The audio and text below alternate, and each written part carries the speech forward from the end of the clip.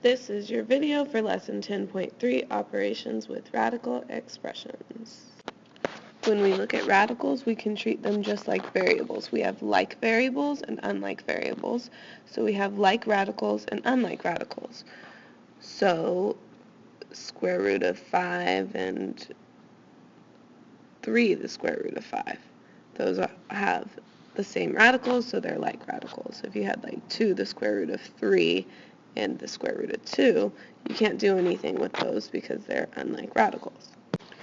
So we simplify them just as if we had situations with the same variable. So 6 the square root of 11 plus 9 the square root of 11 is just going to be 15 the square root of 11. Again, that would be just like 6x plus 9x equals 15x. Subtraction works the same way. 7 the square root of 2 minus 8 the square root of 2 is negative 1 the square root of 2, or we can just call that the negative square root of 2. Sometimes we have to do a little digging to find the like radical. So if we had 5 the square root of 3 minus the square root of 12, obviously 12 isn't fully simplified, so that would be like 5 the square root of 3 minus 12 breaks down into 4 and 3. We know the square root of 4 is 2, so that'd be minus 2 the square root of 3. 5 minus 2 is 3 square root of 3.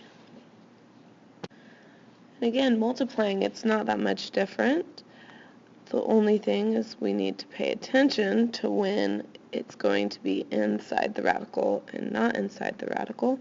So if we had square root of 10 times square root of 6 plus 3, we're going to distribute that square root of 10.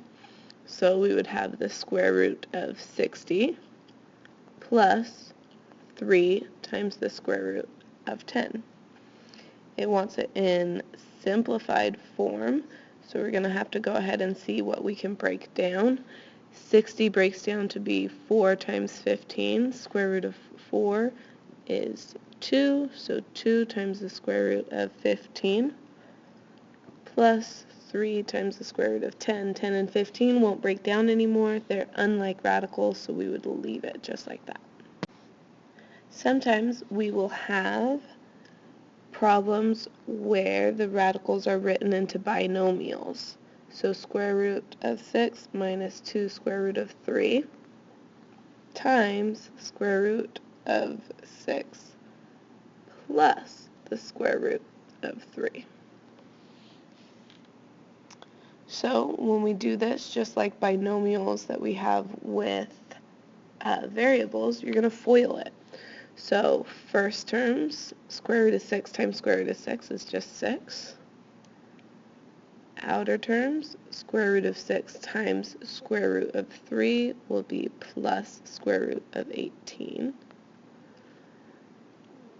Inner terms, negative 2 square root of 3 times square root of 6 is going to be negative 2 square root of 18. And then last terms, negative 2 square root of 3 times square root of 3 is going to be negative 2 times 3, which would be negative 6.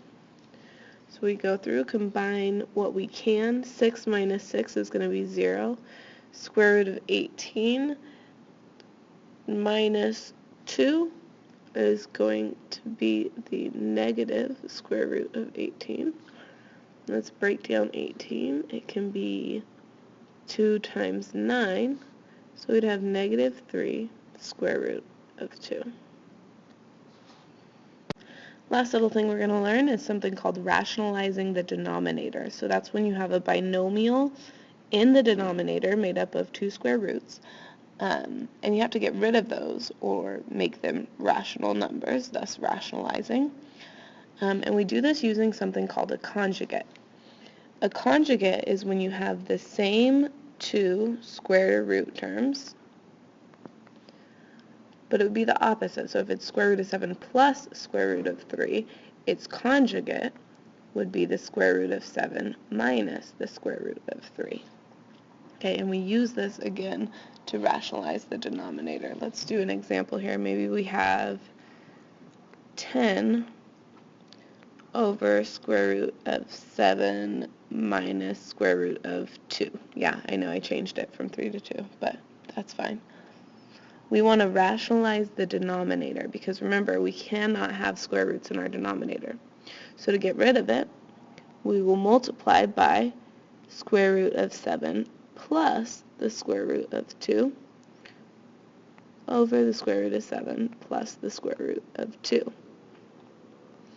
So when we multiply that out first, in our numerator, you'll distribute that 10. So it'll be 10 square root of 7 plus 10 the square root of 2 over, then we need to FOIL. First term, 7 times 7 is 7. Outer term, square root of 7 times square root of 2 is square root of 14. Inner terms, negative square root of 2 plus or times the positive square root of 2 will be the negative 2. And inner terms, negative square root of 2 times square root of 7 is negative square root of 14. Now notice, positive square root of 14 and negative square root of 14 end up canceling out. So we still on the top have 10 the square root of 7 plus 10 the square root of 2 all over. Our 14's canceled out. 7 minus 2 is 5. We then can go through and reduce our fraction, and so we would have 2 the square root of 7 plus 2 the square root of 2. We no longer have a denominator. It's all simplified form. Looks great, beautiful, you're done. Okay, so joke of today. A string walks into a bar with a few friends and orders a drink. The bartender says, "I'm sorry, but we don't serve strings here." So the string goes back to his table. He ties himself into a loop and messes up the top of his hair. He walks back to the bar and orders another drink. The bartender squints at him and says, "Hey, aren't you a string?" The string replies, "Nope, I'm afraid not." Alright, see you tomorrow.